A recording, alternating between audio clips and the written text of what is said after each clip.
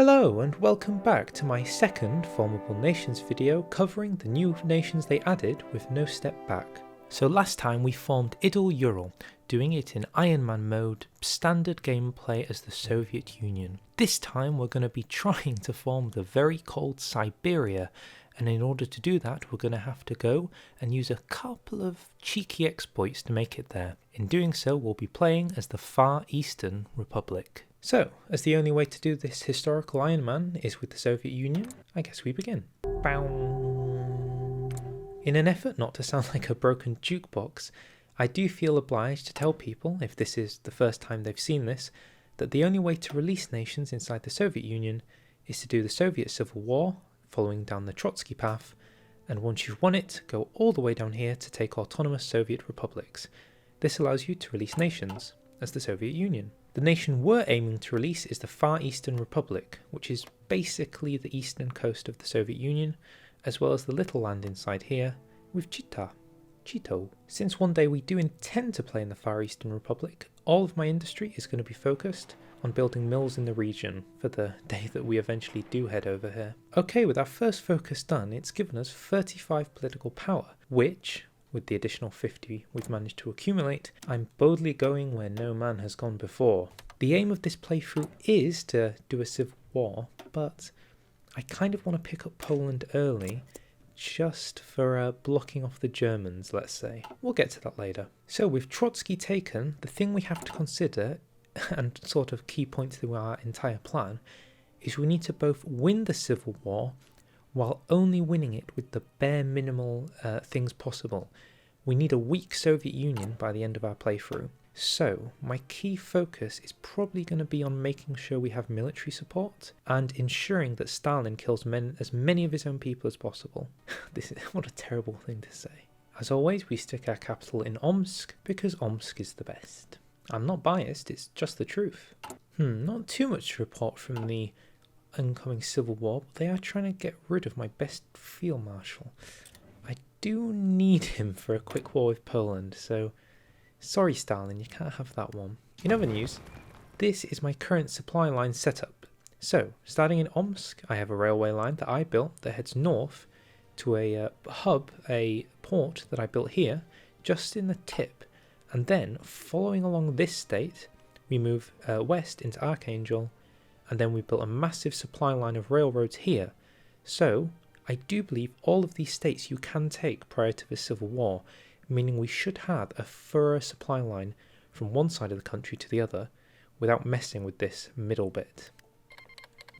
Oop, I do think that is a justification on Poland complete. Assuming I win this war, hopefully we should be able to stop the Germans from causing too much problems in the east. Well, I'm seeing green bubbles, and green bubbles are typically an indicator of success. Now we just need to make sure the tanks push through in the right way.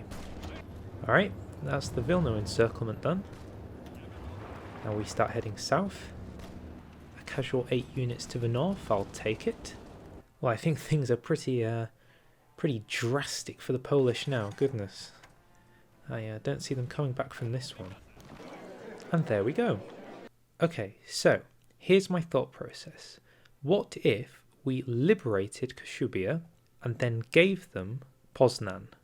In doing so, we have effectively sort of stopped the Germans from having their little Danzig or war crisis, and that leaves the rest of it up to us. I think I'll satellite the two of these, and so this, I am sorry to say, is the consequence of that peace deal. Look, I never said that it would be pretty, but it does do the job of causing Germany an absolute nightmare if they ever wanted to stop me. The reason this part was so important is because now we have something kind of important we need to do. We need to release Ukraine and Belarus because that gives the Soviets less core territory. Less core territory, easier civil war. The difference is, of course, that the USSR can't release puppets, but in a peace deal it can release puppets, and we can return territory. So beep and boop. Perfection. I just want it on the record that we currently stand to get 84% of the army. Japan declared war on China. China joins the Allies. Right, I think it's time to do this civil war once and for all. So the event has triggered, however the war doesn't begin till I click this button, and I've got 7 more days till I'm in the steppes, so just pause 1 second, Stalin. I'll be with you in just 1 second, okay? Okay, now I can do the Civil War. Let's get Trotsky. Jesus, it's disgusting every time. Right, so my plan with this route is basically push massively in the west, try and get this tile here, or these two, connect the fronts, and then push in the south. Doesn't help that most of my troops were left in Ukraine. That might have been a blunder on my part, but it's fine, it's fine. So they might have created a faction called the European Combine. It's fine, it's fine. Right, I think a lot of the opening to this battle is going to be based upon prayer, and prayer, mostly prayer. Meanwhile in Ukraine my units are fighting boogeymen. My god, that was a mistake and a half. I cannot stress the importance enough of this peasant making it to the Belarusian border so we can get our units in the fight. His mission is single-handedly one of the most important. The entire war effort depends upon one peasant reaching this damn border. I've got units waiting to get into the fight. Come on. Okay, now, can my friends walk to here? That's the new question. Yes, they can, which means we can establish a border, and somehow we have a western front. I definitely think we can win this now. So slowly, the front is starting to make a little bit more sense. And I believe that there is Moscow. Oh, and we won. So, in order to form Siberia, we have to forget everything that just happened and focused entirely on the Far Eastern Republic. We have the option to choose where we want the capital to be. I think because we're going to be playing in the east, keeping their capital close is going to make it easier. But without further ado, we need to go down all of these focuses and get autonomous Soviet republics. I won't waste your time, I'll just flash forward to when we have them. Okay, so autonomous Soviet republics just finished, which probably means we can stick them onto International Union and leave them to do that. It also means we're now able to release the Far Eastern Republic and start playing as them to form the nation that we should have formed at the start of the video. So, how are we going to form it? Well, to form Siberia, you basically need to own this eastern chunk of Russia. So, step 1, let's get rid of Russia's army, and gone. Step 2, we need to go to our logistics and individually go through and just destroy everything. Every piece of equipment we have. Right, and with that, I think that's the majority of the equipment gone with all of these lovely zeros. Step 3, we need to get rid of all of the mills that the Soviet Union will have when the war begins. In truth, we should probably get rid of every factory just to be on the safe side that they don't build anything. One way to find out which states do have factories is if you go to convert factories, it will highlight places that have factories in them, which does make this slightly easier. Okay, so that's all of the mills and quite a lot of the civs gone from the Soviet Union, apart from all the stuff we managed to sneak in and build over here. But we're going to keep that for ourselves. What I am going to make sure is I'm going to delete all of the production queues because they've built up efficiency, and that means when they can get mills, if they do, that could be an issue. Oh, I forgot to mention, of course, the most important thing we need to do. We need to make sure we get rid of their templates. Very important. So that they only have one left, and the one we do create needs to be really bad. Okay, so after a little bit of tinkering, we have our legendary poo-poo division, which is a single paratrooper. I did manage to fill up all these spaces with useless people. So, here's hoping they won't be able to build any decent units. It is with that we can finally play as the Far Eastern Republic. Okay, so work begins immediately to turn communist because we're practically almost there. With that, we do not have long. I also see that the Siberian unification decision is now visible. Having to restart all my tech in 1939. Love it. Good to see the Soviet Union with no mills. It appears my Kashubian Silesian blockade has correctly managed to stop the Germans from wanting to invade east. They've decided to go west instead.